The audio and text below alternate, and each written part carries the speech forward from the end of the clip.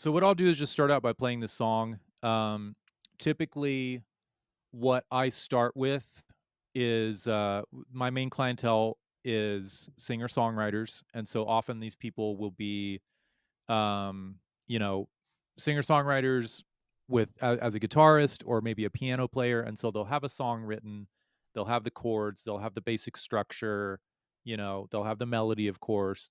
They basically it'll be an acoustic and a vocal, and I work with them to flesh that out into a full band arrangement most of the time.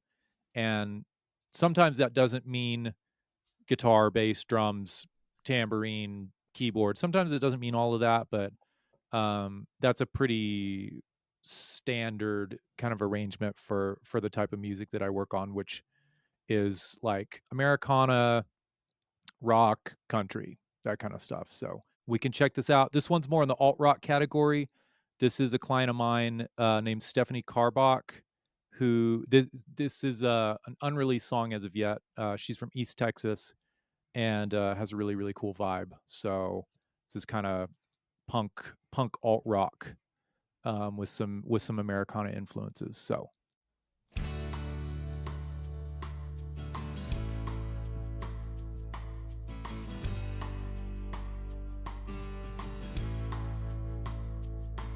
There's times on the bathroom floor, I know they don't mean nothing, but I still want more than just little ways you say hello. I love all the reasons I can't let you go.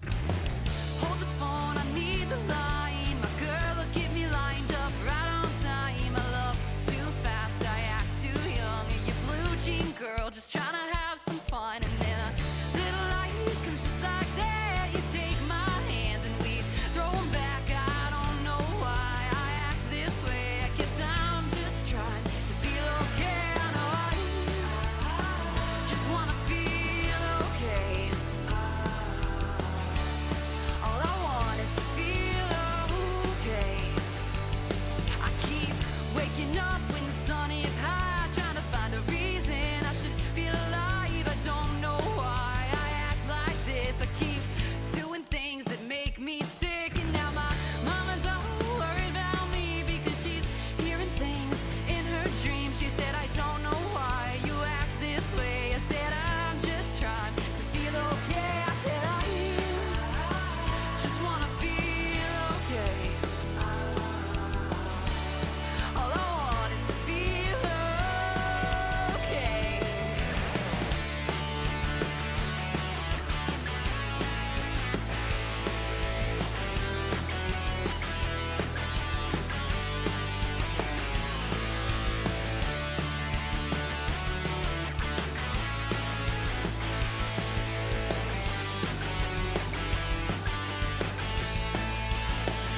Keep buying dimes on the bathroom floor. I know they don't mean nothing, but I still want more than just little ways you say hello. I love all the reasons I can't let you go. Hold the phone, I need the line. I know you'll get me lined out right on time. I love too fast, I act too young. All I've been trying to do is have some fun, and then a little light comes just like that. You take my hand, we throw 'em back. I don't know why we act this way. I guess we're all just trying to feel okay. I know I just wanna feel okay. All I want is to feel okay. All I want, all I want, all I want is to feel okay. All I want is to feel okay. All I want is to feel okay.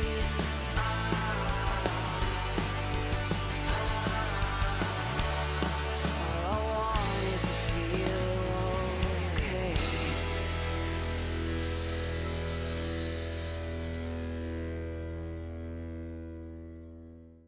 okay, so that's that. Yeah, excited to see how you break all this down. Yeah. So and I'll kind of talk about my process as I go through as well. Generally speaking, when I'm working with a client, when I'm working with a song, there are kind of two complementary things going on in my mind. One is the inspiration, the thing that you should like rapidly follow and grab and try to grab out of midair and latch onto. And the other is um like your usual process. And so I'll generally start um with somebody's song working on the rhythm section cuz especially with the drums, that has everything to do with how the song turns out in the end. If you've got a drum part that is just, the same the whole time, then it's going to be difficult to add dynamics to that later on. So it's important when you're whether you're working with a drummer or whether you're playing the drums or whatever it may be, super super important to kind of have the foresight of what do you want the song to do in the different sections, what does it need to do, listening back to it, does it need to go to the ride cymbal in the bridge because it's been on the hi-hat for 16 bars now and it needs to change, stuff like that. But with this song, and this is not unusual. This song, I remember her bringing it in, or actually her sending it to me, being super inspired. I was driving to Austin for a gig, and I pulled over on the side of the road, and I got my guitar out, and I like learned the song off of the voice memo she sent me, and because I started to get ideas for like um for complementary guitar parts and stuff. So I was like, I better at that moment, it's super important to like do the thing. Pull over, safely. Pull over, get into the creative. You're that creative spark is already happening to you. So like grab it. There's a quote from a photographer. He's a famous photographer. I don't remember his name though. Um, and it is just when you see the picture, take the picture.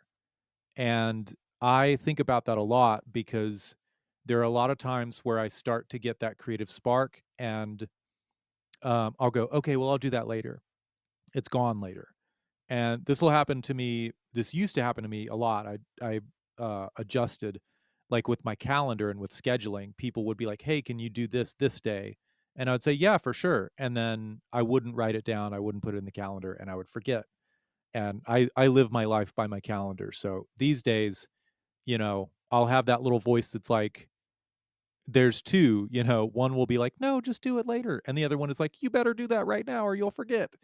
And so that's the creative inspiration side. So with this song, I started with the guitars actually. I started hearing the song for the first time and I went, okay, sweet. This is giving me like Joan Jett type vibes. So I feel like this needs a big double tracked, just like raw distorted like Kurt Cobain rhythm track kind of thing. And so that's what I did. I took I'll open up my uh electric guitar folder here. I'm a big folder guy. All of these we'll get into that the way that I track guitars, but I believe um I really really really got into molting, I suppose, which is just rather than doing automation on a single track and writing it for different sections and all that, splitting your track section by section. So having a verse guitar track, having a chorus guitar track, that sort of thing. Um, I went super overboard on this song by doing that, and that was just a choice I made at the time. But yeah, so I grabbed my Strat, I grabbed a high gain amp setting, and I laid down just some solid like rhythm tracks to start out with, just to kind of show my client, Steffany, the vibe that I was thinking, and kind of make sure that she and I were hearing the same thing out of this song. And one of the things that we really didn't change much, but one of the things that we changed was the chord progression throughout the whole song was D, A, G. And it was like that the whole song. And so I was like, well, what if during the chorus we substitute that G for something? And what is it, Logan? The parallel minor, G to E minor. Do you recall what that's called? The parallel. Let's see. So basically, The like relative minor. relative minor, exactly. So a lot of times in music, you can substitute chords like that. Um, and this is, you know, a fairly basic like chord chord progression idea of like if I'm playing a D major, A major, G major, I could also pretty easily swap out the D for a B minor. And without getting too theory dense, it's just because that's the relative minor. They share 2 out of 3 notes, so they've got a very similar tonality. And so that was one of the first things we did. We swapped the G for an E minor and just did it every other time, and it gave it a much more, like, to me, kind of desolate, kinda empty feeling emotionally in the choruses, which Okay, I know I just wanna feel okay. All I want is to feel okay. I keep waking. so you can hear it, go down to that E minor, which is just this wide open. The other artist was like Sheryl Crow we were thinking of. Just the E minor gives it something that kind of breaks up the monotony of the chord progression. Um, that repeats through the whole thing, and it makes it, um, in my opinion, it's things like that where you're like, okay, this is the chorus, but how do we let the listener know that this is the chorus? It's Right. these things where we can kind of signal changes, every 8 bars, every 16 bars, every 32 bars, what it might be. Um, like you can be avant-garde, you can be experimental and stuff like that, but generally speaking in pop music, it follows pretty like there are some rules of thumb for sure. In stuff like that where you want to make some changes you know every once in a while or bring in or take out elements of the arrangement as you go.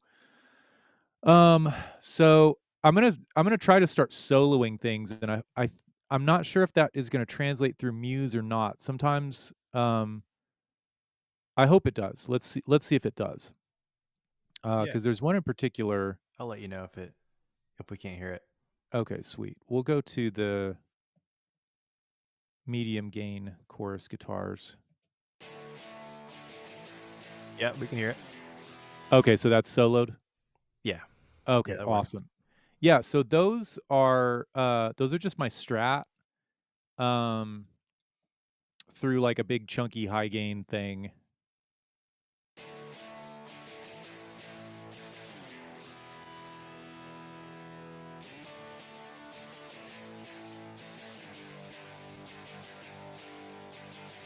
And like I said, that's just the chorus section. I later on, because that was recorded the way that it was, with one of the pickup position that it was on the Strat, I was like, that's cool, but it's very like honky sounding to me. So I added another, probably the SG, I think is what I added something with humbuckers. So I added like a higher gain guitar to the chorus. So both of those together sound like this.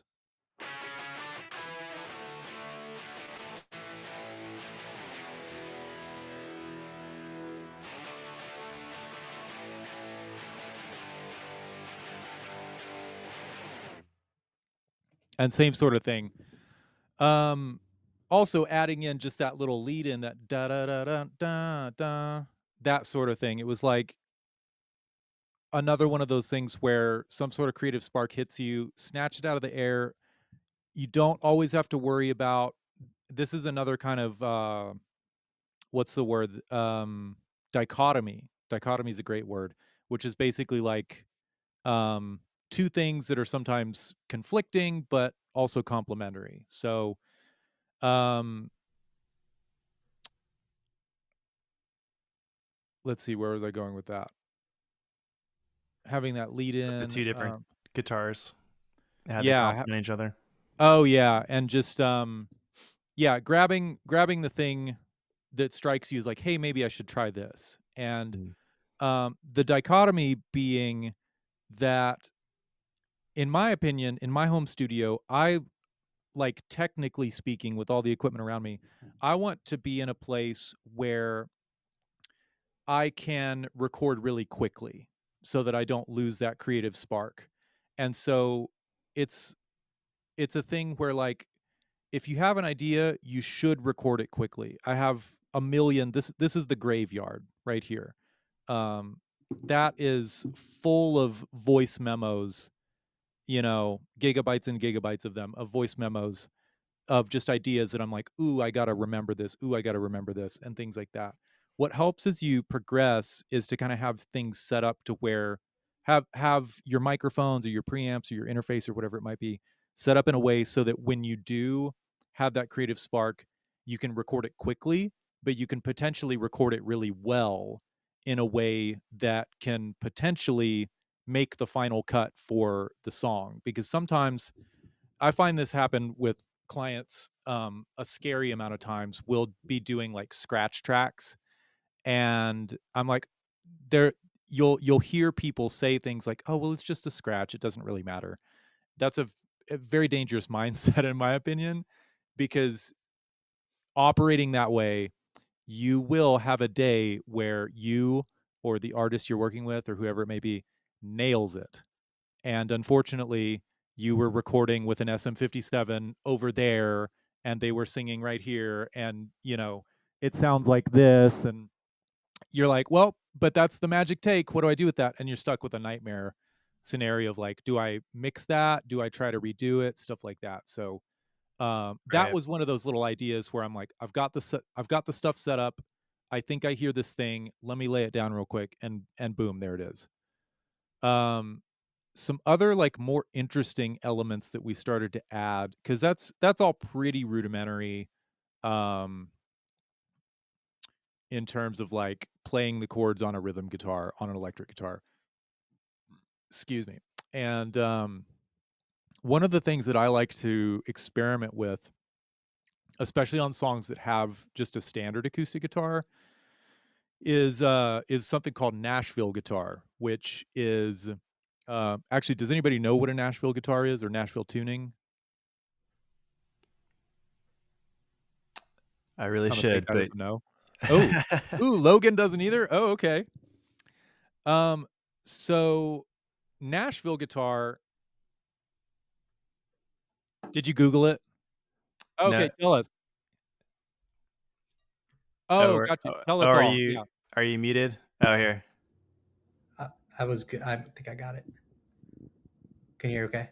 Oh, Yeah, yeah. we hear you. Cool. Yeah, it's when the D, E, and A strings are all an octave up. They keep the same notes. It's just a different gauge string. Gotcha. G as well, I think will usually be an octave up. G. Yeah.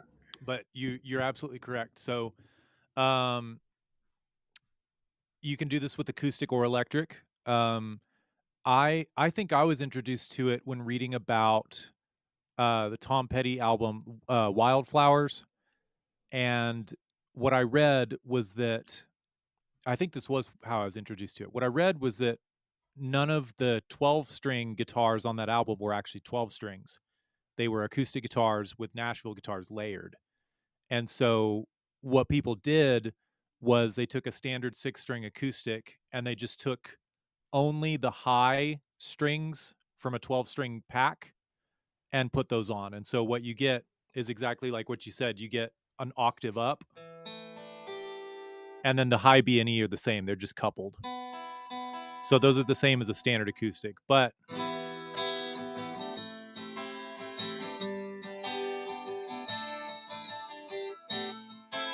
what you get out of that is like a fantastic tool for layering, because you can play a lot of the same, um let's say you take the same pattern that you would play on an acoustic guitar, which might just be like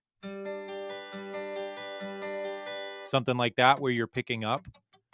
Um you can experiment with different positions and different voicings on the Nashville guitar because of the weird, like, octave but then not octave. So if I play a C chord, just doing that same pattern of like 1, 2, 3, 4, 1, 2, 3, 4, that high note, instead of being in the same octave, is actually just doubling the bass note on it. So you can do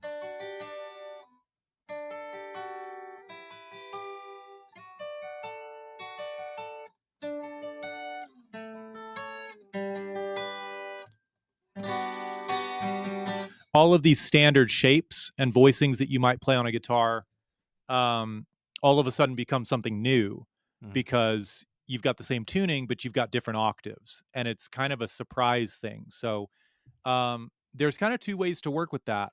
You can let it be its own thing and just write a part on Nashville Acoustic or Nashville. I actually have a Telecaster too that's strung like this. Because I was like, why not? And it's awesome. It's so cool. But you can also just double acoustic parts and it sounds amazing. So I'm gonna dig into some of those because I've got an acoustic guitar and then I've got a few Nashville guitar tracks. And I love adding Nashville guitar in the choruses because I feel like it can really, really help elevate things and add this like big sparkly thing. A lot of people actually recommend using a cheaper acoustic to do it because, um, or you could put it this way, like if you have a cheaper acoustic laying around that you probably don't play much, you should do that with it because it'll serve a better purpose that way. Because when you're doubling things, having that cheaper acoustic that maybe warbles a little bit out of tune, it actually gives a really pleasing kind of chorusy effect against your bass line like acoustic track. So I'm going to play some of the acoustic guitar and then we'll get into some Nashville guitar stuff in the verse and mainly in the chorus is what I want to show.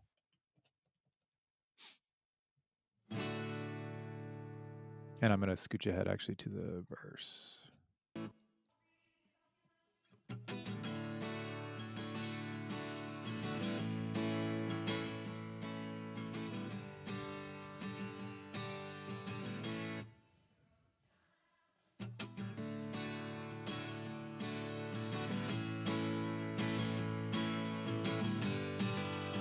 Oh yeah, so there's also a Nashville guitar part here in the second part of the verse.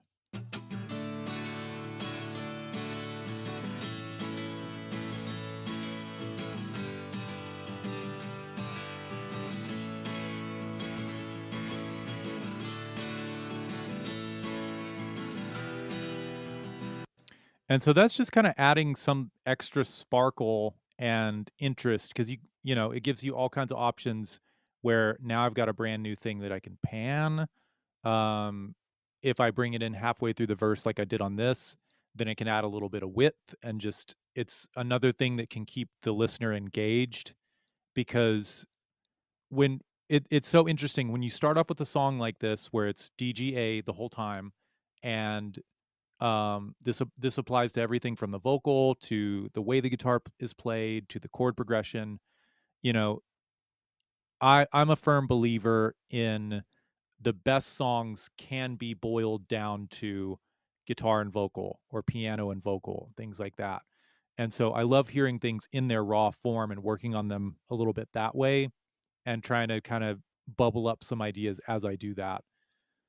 But once you've got some of that work out of the way with like just the raw foundation of the song, then you can use tools like this where it's like, okay, we are doing the same thing for whatever it is in this 16 or 32 bars for that verse. And so it's like, what are some things that we can change halfway through the verse to just bring some more to like re-grab the listener's attention and things like that. So that's the purpose of that, kind of from a more like logical standpoint, but also just it sounds cool. And then we'll get into the chorus part with the Nashville guitar, which was one of the things that like really elevated the song and like made the chorus feel like a chorus, I think.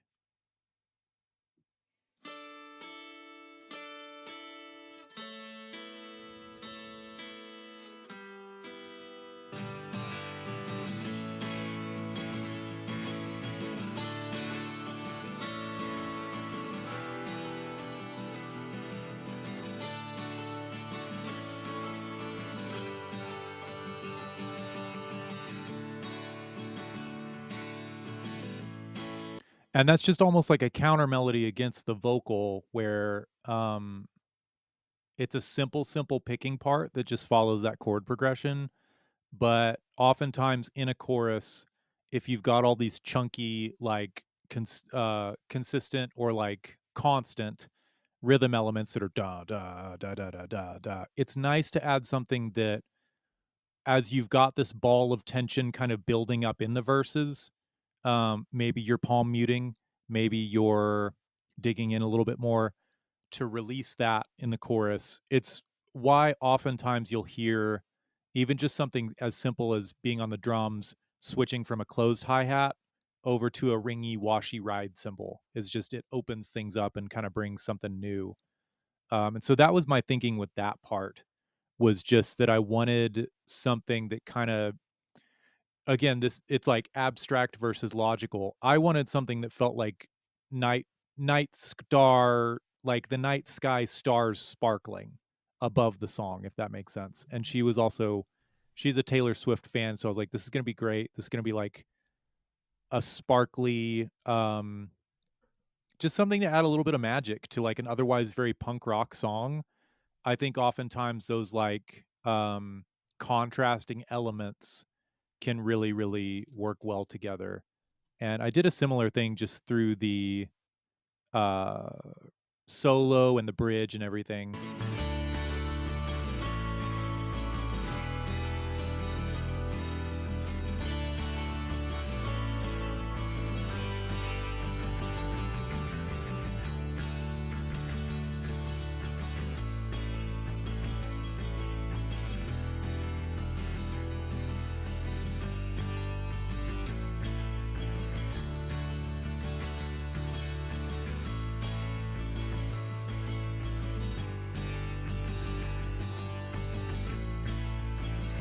Keep finding dimes on the bathroom floor. I know they don't mean nothing, but I still want more. They're just little ways to say hello. I love all the reasons I can't let you go.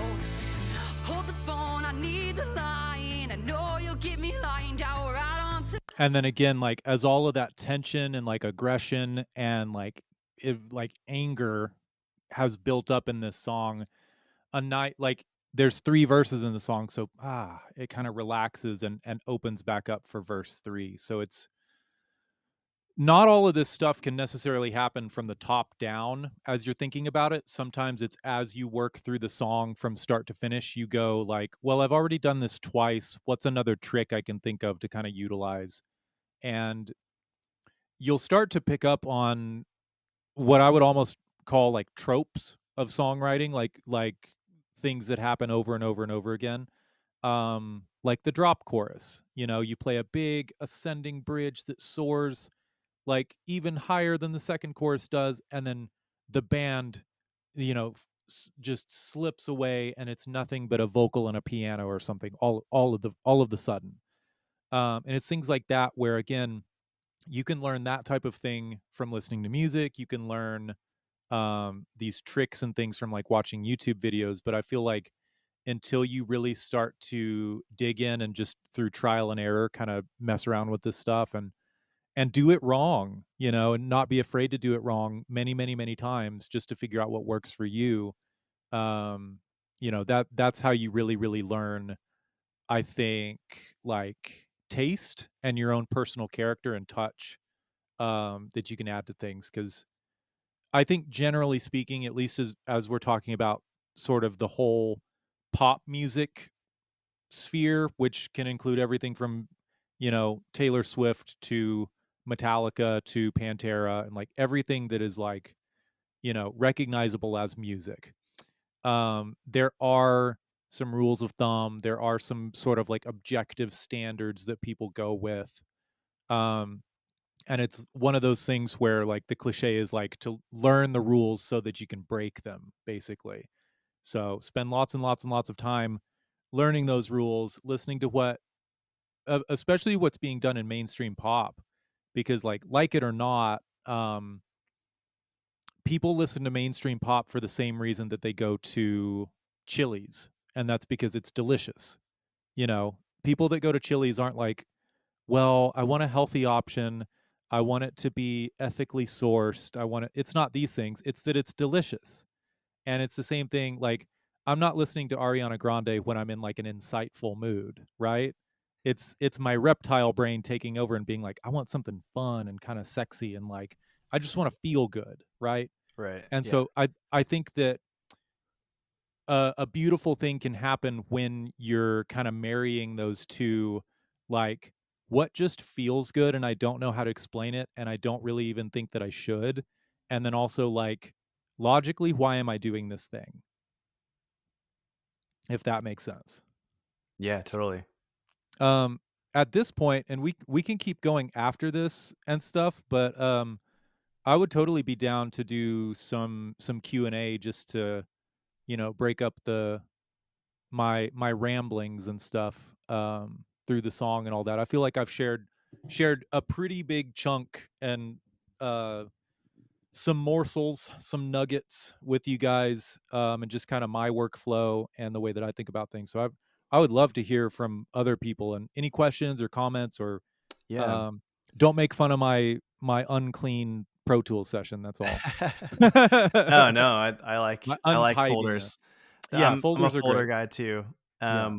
Well, maybe before we jump in, maybe spend like 5 minutes Sure. explaining just your miking. Like, Mm, how are you miking those guitars? And I noticed one of the absolutely. Nashville guitars was in stereo.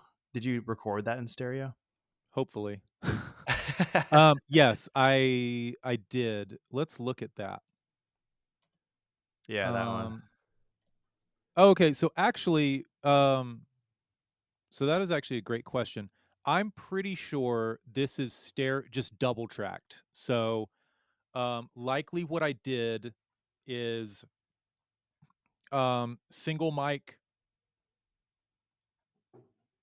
pointed. I generally with acoustic guitars, I will start with a condenser microphone, either a large diaphragm condenser or a pencil condenser, pointed at about the 12th fret. Some people will like 12th fret or about where the neck joins the body. Mm. And then you can experiment, and I can hold a. This is neither of those things. This is a 57, but for this example, you can experiment then with pointing it, down the neck further and getting brighter and potentially thinner sound, and then also down towards the sound hole more, where you're going to get fuller but potentially like more boomy of a sound out of the microphone. Also, distance will play a big role in that. So I like to start, maybe like 8 to 10 inches back, just so that I'm not right up on it, because it's like all you're doing is getting boom from the sound hole that way. So I believe on that track, I just played it twice and panned it left and right. Let's listen.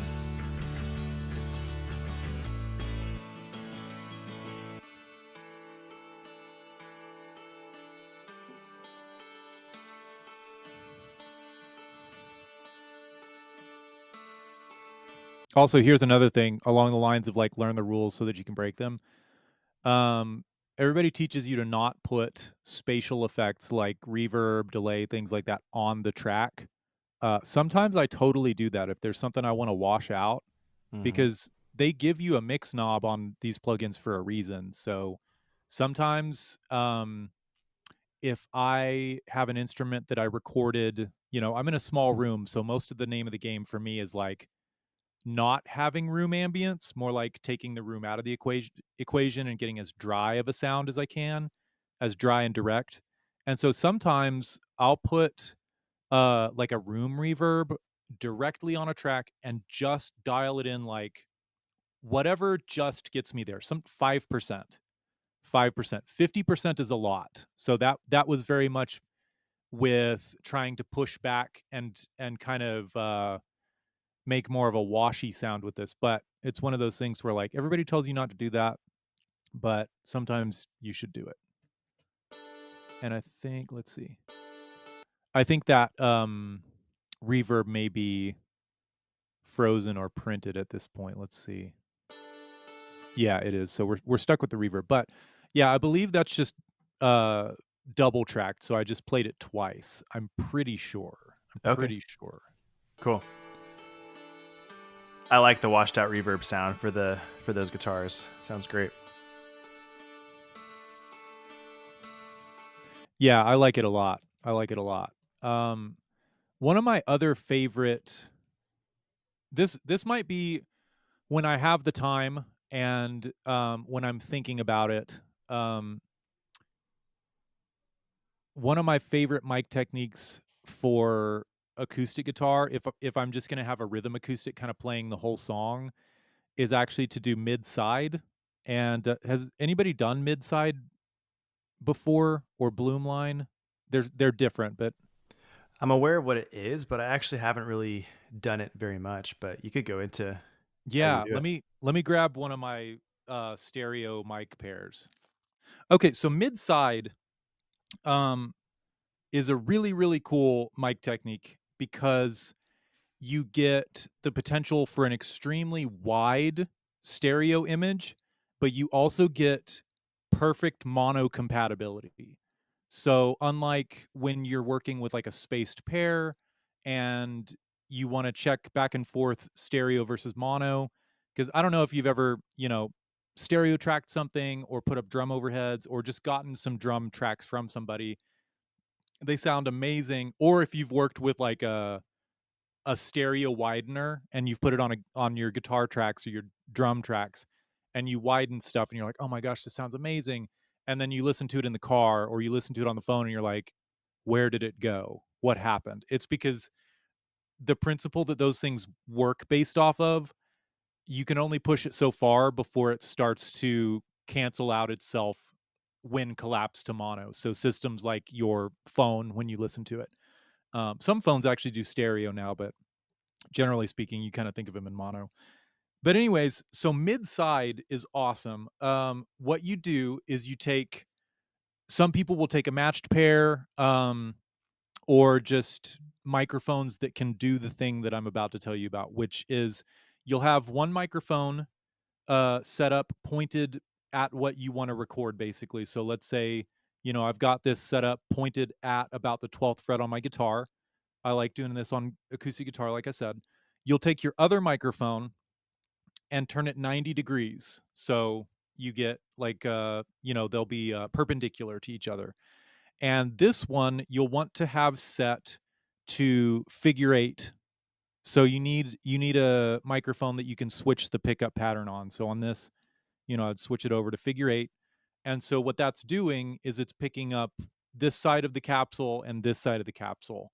So this is your mid microphone pointed at the thing you want to record, pointed at me, pointed at my armpit. I won't record that for you guys though, not today. Um, and then the other one goes perpendicular to it. So exactly 90 degrees. And this is the one you'll have set to figure eight. Um, so what you get, like I said, is you get the direct sound of whatever it is, and then you get the side. You get left and right from this one. Um, Most microphones that you're working in figure eight are still mono. And so what you're going to do, and this is why it gets kind of complicated and it's a little more wordy and abstract if we're not actually doing it and checking out and I'm not showing you. But what you'll do is duplicate your side track, pan each hard left and right, and then flip the phase on one. And what that gives you is on that stereo track that you've now created with your duplicated side track, panned hard left and right, one with the phase flipped, is that you get a perfect side image, which is going to sound really weird and really, it's going to almost sound like it's behind you. But the mid in the middle, the direct signal from whatever it is you're wanting to record, is in the center and helps complete kind of what your brain expects to hear. And what's amazing about using this is that because you have a duplicated track making up the sides with the phase flipped, when you collapse to mono, you get silence. You get complete total silence. They perfectly cancel each other out. So you don't get any comb filtering, you don't get any weird like unexpected resonances, things that are doing strange things um that you thought sounded good when you did it and then later on you're like, "Ew, why is this doing this?" But you also get this amazing flexibility of maybe in the verse you just use the mono mid mic, and then you can use the fader on your side track to essentially like control the width of the recording. So it doesn't just make it a little bit louder, but it makes it physically wider in the mix. And so it's an extremely powerful tool if you're going to have, like, I probably should have done that on this regular acoustic guitar, cuz then what I could have done um is like what I was saying, like mono through the verses, and then once the chorus hits, bring up those sides and get a nice wide. It's the same performance, so it's perfect. It's perfectly in time, perfectly in phase, all of that stuff. But all of a sudden, you've got this beautiful width, and people do that on drum overheads too, or drum room. It's really really cool. It's probably, like I said, for multiple reasons. It's my favorite like fancy mic trick. But you guys can also give it a Google and check it out because it's really fun to do as well. So and it just gives you so much flexibility once you're actually working on the song further, and you're like, oh man, I wish I had this track like double tracked, or I wish I could make it wider or something in the bridge or in the choruses. It's like now you've got that, and it's basically a perfect copy of it, but without it being a copy. Explain phasing. In phase, out of phase. Oh yeah. What does that mean? How does it happen? Well, um, phase really only exists when you have more than one waveform. So, because if you've just got a single waveform, nothing is there to be in phase with it, nothing is there to be out of phase with it, things like that. But as soon as you start bringing in multiple microphones or multiple instruments, then you have to deal with all of the waveforms relationships to each other. And if you ever took, or if you've ever seen kind of a basic um like sine wave on a graph, and if you're at all aware of phase cancellation, or I forget what the opposite is called, but basically when there's additive phase, um when you've got a signal in phase, it adds amplitude. It makes it louder. When you have a signal out of phase, and especially if you've got, one sine wave like this and the other sine wave like this, just like I talked about with the mid side being a duplicate and then collapsing it down and it's totally silent, that's perfect phase cancellation. If you've ever taken a guitar track and you're like, "Oh, I want a stereo guitar track. I'm just going to copy paste it." And you've been sorely disappointed with that. That's because it is a perfect copy and all you're getting is a louder mono version of it. That's why double Yeah. tracking works, is because it's a similar thing. You're playing the same notes maybe, but it's different enough that you get a true stereo image. When you've got multiple microphones on an instrument, you have to check for phase. That's what people say, like, "Oh, you need to check for phase." I'll go to my overhead track, and I'll bring back and I'll show you guys. So my overheads, I typically do spaced pair um, on overheads, which basically just means I set up two large diaphragm microphones over the drum set, and then I measure to each microphone from the center of the snare drum. And some people will measure from the kick drum. It depends on what you want to be in the center of your stereo image, because whatever you want, which is usually kick or snare, you'll want to make sure is the exact same distance to each microphone, because if you don't, if your left channel is a little farther away or your right channel is a little farther away, the sound physically takes longer to get there, and you're going to end up with a weird like lopsided stereo image. So you can see here, I don't know what kind of hit that is actually. Let me go to like a snare. I think these are side sticks. But you can see if you zoom way into the waveform, I didn't do a super great job there, did I? I got a peak here and then the start of the peak there. So those overheads were actually slightly out of phase with whatever that is hitting. That's either a kick drum or a snare. But generally speaking, Yeah, it looks like unless I maybe did a time delay to correct that, which I may have done, um, what will happen basically is you'll get yeah, these are, like, almost in phase, actually, which is a little embarrassing, but it's how we learn also, so, um yeah, basically what you get whenever you have 2 signals that are of the same thing but slightly offset like that is you'll get unexpected phase reinforcement where certain frequencies do line up and get made louder, and you'll get certain frequencies that cancel out, and so you'll have what are called nulls, which are just like those cancellations at certain frequency points, and so you'll get all sorts of fun stuff that'll sound like weird filters going on. I think one of the things that can happen is like comb filtering, which is um, kind of a complex thing to try to explain and not just demonstrate. But basically, it's bad. Um, so these are a little closer. Whatever hit this is right here is a little closer. Still, by my current standards, I would have rechecked where I had those overhead microphones placed because they're not. Yeah, they're kind of off. So shame on me. But I'm glad I was able to show you something that was off and not necessarily perfect too.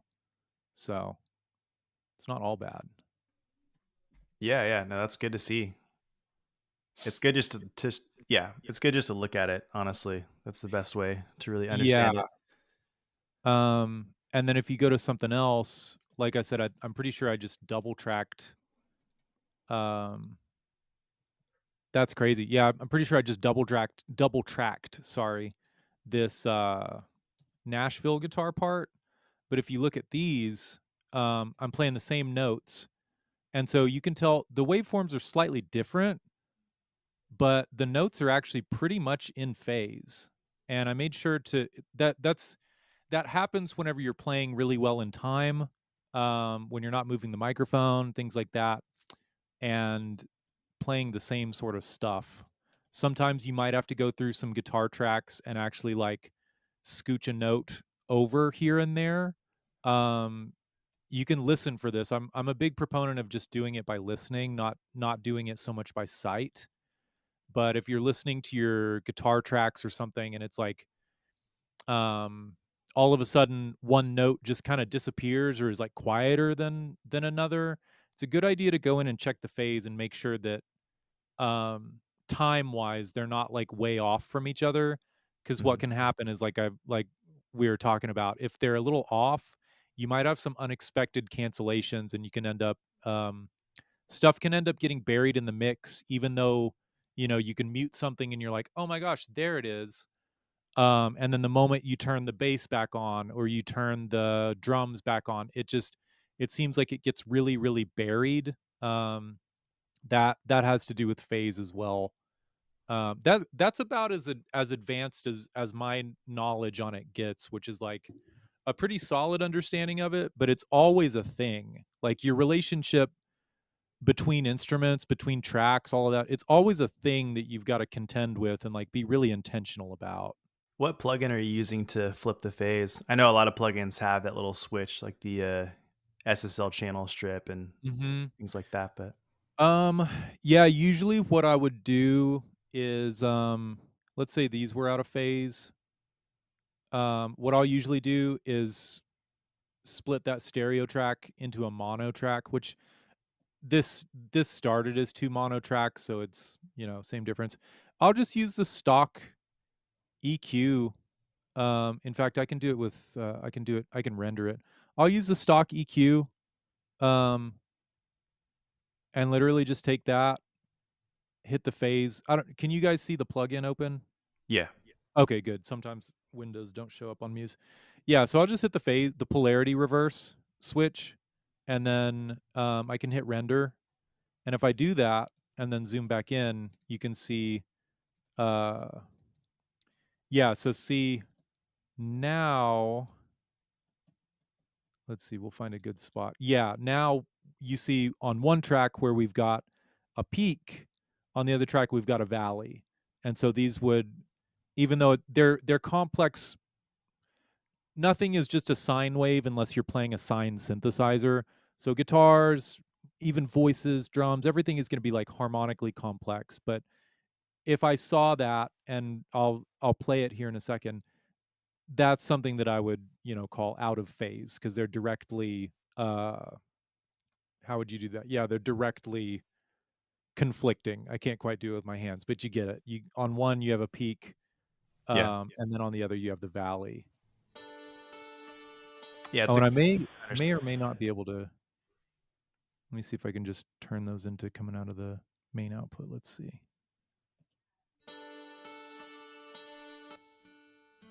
There we go. So that's just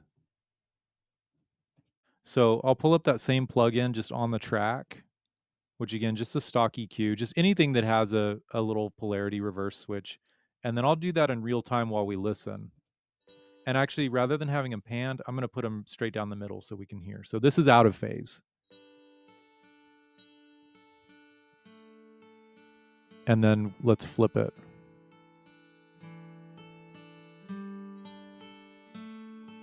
Do you hear how much louder that got? Yeah. That that's one of the big telltale signs of a bad phase relationship. And that's how you can think of these things is like I said, in a vacuum, there's no such thing as phase because phase is all about relationships between things. There's polarity.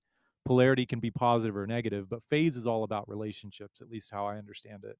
So if I soloed either one of these, even with this one out of phase, um, I'll play the regular one first. Sounds totally fine. I'll play the other one that's out of phase. They sound fine. What's the deal? And then I play them together. You expect it to be loud and like cool sounding.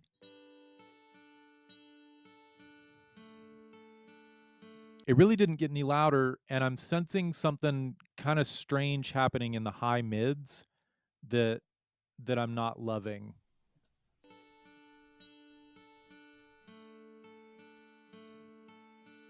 Or in the highs, there's something in the kind of sparkle of that instrument that's kind of just yucky to me. And so I'll flip the phase.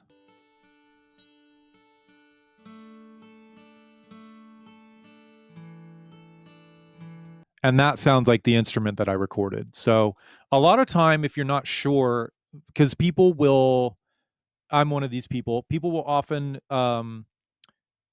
track their bass through a DI and an amplifier, like in parallel. They'll do it at the same time. So if you have something that can split your signal, you can go direct into your interface, or if you have a nice preamp, and then you can also go into your amp and maybe mic it up or take a direct out of your head or whatever it might be. We can actually go over to the bass because a big thing, uh, in addition to volume, a volume difference that you'll be able to tell whenever something is in or out of phase with each other is the low end will the low end is one of the first things that will either build up or it will get just totally depleted and sucked away if things are not if the phase relationship is not happy. So this may actually not work since I can duplicate these though. I'll do that. And I'm actually going to take all the inserts off. I'm just going to have the original waveforms, and then I'm going to take these and just send them out my main output. Whoops. I could have done that all in one click, but that's okay. So yeah. Sorry if that's super, super loud. Let's go ahead and yeah, that's there. I'm going to Oh, these are frozen too. Interesting. Okay, unfreeze. There we are. I turn the gain down a little bit.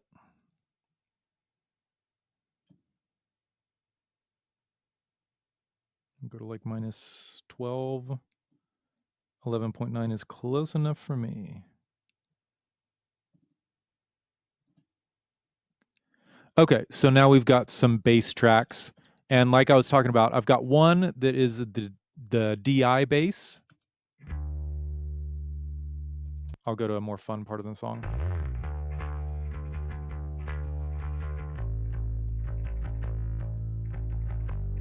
and then the other is the amp tone.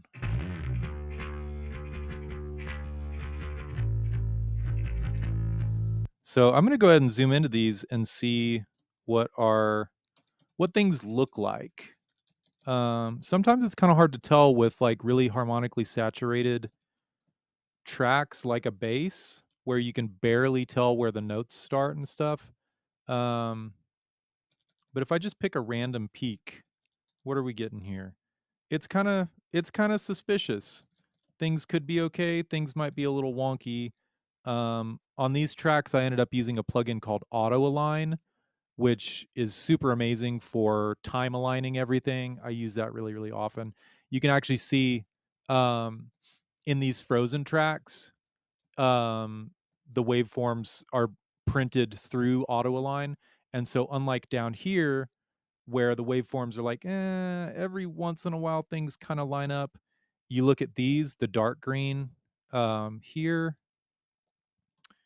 those have already run through like a phase alignment slash time alignment plugin, and so you can see the phase is like very, very similar on that, and that's just talking about the way the waveforms are going. Like it's very, very similar there. So a lot happier after it went through stuff. But with these, I'm just going to experiment with like flipping the phase on them. So this is our amp tone. I'm going to bring in the other one.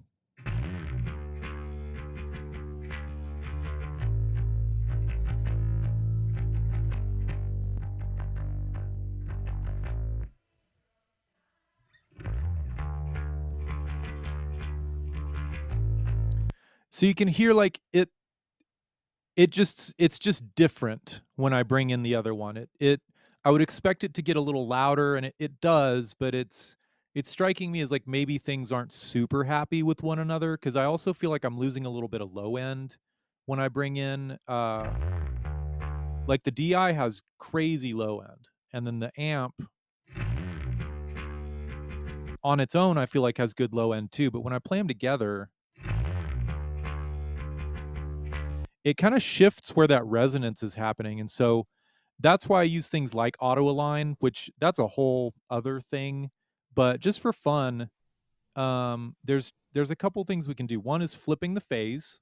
Let's see what happens if I flip one of the tracks phase.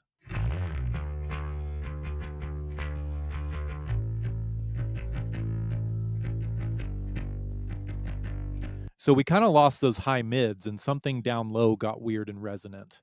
So it's safe to say these things were recorded at the same time. They're probably semi in phase. We might be dealing with more of like a time alignment issue.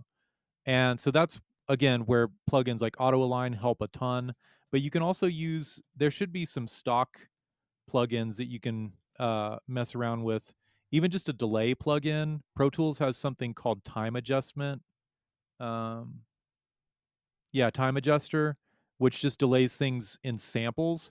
And you can play around with this stuff, listening to the low end for when it starts. There's two ways to think about it when adjusting for good phase.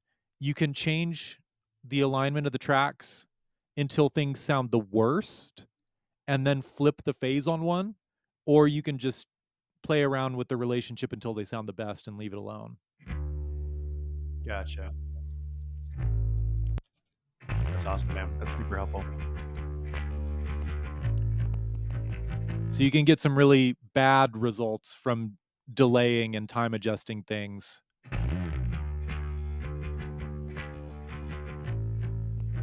Like right there, it seems like it thins out a lot. And so if it's super thin there, chances are if I hit that phase button, it's going to flip, and all of a sudden we're going to get a really, really big, beefy, bassy sound, which could be good, could be bad.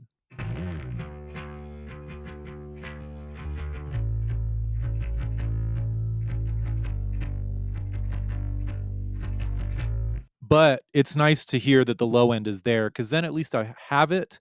Things are acting the way I expect them to, and from there I can always hit it with a low shelf and bring some of that down, or a high pass filter, whatever I might want to do. But just like if you've ever put two microphones on a guitar cab and then kind of played around with the spacing of them, um it's the same sort of thing. Like there, especially in that scenario, there might not be, your goal might not be like, oh, I want these perfectly in phase. Sometimes you're searching for a tonal thing that fits in the mix.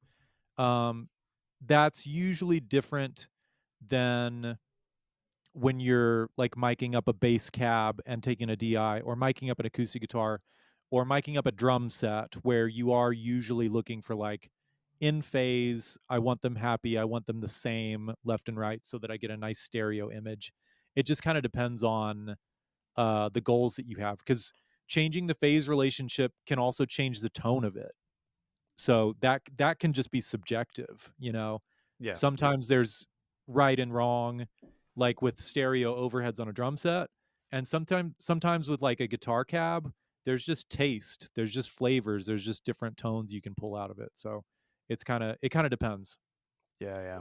Are you recording direct or are you miking amps for you? On guitar, For electric, yeah. so I primarily use my Kemper Profiler. I was a tube amp guy for a long, long time. I had a Fender Deluxe Reverb, and I love that amp. I sort of miss it. But I traded it for my Gibson SG, so I don't super miss it. And what I love about the Kemper, first of all, it sounds good. It does the thing. It sounds like a guitar. I have no complaints there. The routing capabilities on it are absolutely wonderful. Like with all of my subfolder, like collapsible stuff in my session, all of that insanity. My typical uh like track product that I send to somebody if they're just hiring me for, you know, a guitar session, is that I do a dry amp track in mono, I do a DI track in mono, and then I do a stereo wet, you know, in stereo. But I can have all of those things simultaneously, one performance, but separated for the end user or the client, so that they've got total control over those tracks. Maybe they love my performance but hate my tone later on, or it just doesn't fit super well. They could use the DI and reamp it. Maybe I'm playing a melodic part on slide or something and a note was out of tune. They can tune the DI track and reamp it, or they could tune the dry track and put it through a reverb plugin on their computer. It gives them a lot of flexibility, and it gives me a lot of flexibility too, because I've been in plenty of situations where I think actually those original rhythm tracks I might have reamped, because I went through at some point and I was like, this is cool. And then 2 days went by and I came back and I was like, ooh, why did I do that? So it was nice to just have the performance that I was already really happy with and just reamp it, which is another thing that the Kemper makes really easy. But I also have a twin reverb. So I do both. Nice. So for amps, are you normally Fender guy? Do you do Voxes, Marshalls? Go Um to I certainly was not always this way. I didn't expect to be here, but I'm a Vox guy. As crazy as that is, it doesn't have to be a Vox brand amp, but I love that sound, like the EL84, glassy, sort of. It's like even when it's clean, it sounds like it's a little bit like compressed and distorted. I absolutely love that sound, and I love that sound, and I love the sound of a Fender Deluxe Reverb, or a Princeton when it's really struggling. Um, Honestly, you know, as this is crazy because of how I grew up and everything. I would have loved when I was younger to have like a Marshall JCM 800 or something, but I find myself using the Marshall sound probably the least. Um, just because usually a Vox can do that really similarly with a boost. Um, but it's not to say I don't use that sound, because it kind of depends. If I have like more of a like an alt rock or more modern rock kind of track I need to work on, then it might go to that territory. But yeah, I would say Vox and Fender, those get used the most for me, because you can't beat a Fender Deluxe Reverb in terms of the cleans and the spring reverb sound and all that. Sure, man. I guess we'll just kind of explain our setup and maybe if you have any suggestions, things to look out for. Mm. Mhm. So I used to run a Kemper. I was running a matchless profile. Mhm. Loved it, but it's more of a dual mono than it is a true stereo. So sold that and then I'm running a Universal Audio Ruby and Dream. Those modelers, Is that a pedal? yeah, they're the Okay. modelers based off the Yeah. AC30 and then the deluxe Oh, reverb. yeah, yeah, yeah, yeah. So I'm running those in stereo Mhm. through a pinstripe pedal DI box, the DSO Plus, and it has phase inversion on the actual direct box. Oh, nice. So we're going in XLRs from the rig Mhm. into the interface. Mhm. So kind of getting that stereo image, but with a Fender and a Vox, and kind of double tracking like that. That's awesome. That's probably my biggest like letdown with the Kemper is like with the quad cortex, for example, you can have multiple amps at the same time, and it sounds like the way that you've got your rig set up is like it's not an analog version of that, but it's a physical version of that where you've got two emulators running parallel, and then you can pan those differently, you can blend them, you can do what you want. um I think that's awesome. I think that that's also a really creative way of doing things. um Something cool that I learned that you can experiment with, again, with having, if you have a DI track of something, is I learned this trick. Here I go. Actually, we're coming full circle to this one trick will revolutionize your guitar recordings. It is pretty cool though. If all you have is a mono guitar recording, and hopefully you have the DI track, you can actually take that DI track in the DAW, flip the polarity, run it back through your Kemper or through whatever reamping thing. You could do a physical, analog tube amp, you could do whatever. And then when it comes back, and you can even do this with the exact same setting that you originally tracked with.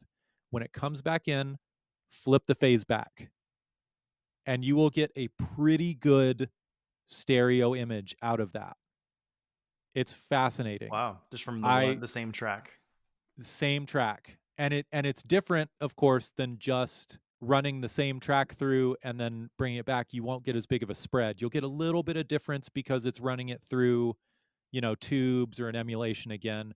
But for whatever reason, hitting the amp with the polarity reversed and then bringing it back in and flipping it again, you'll get an awesome stereo image from that. So it's a fun trick to experiment with if you're ever in a bind and you're like, oh man, I've only got this one mono guitar track, and like, what do I do? That's of course just with electric guitar, but yeah, it can be really cool.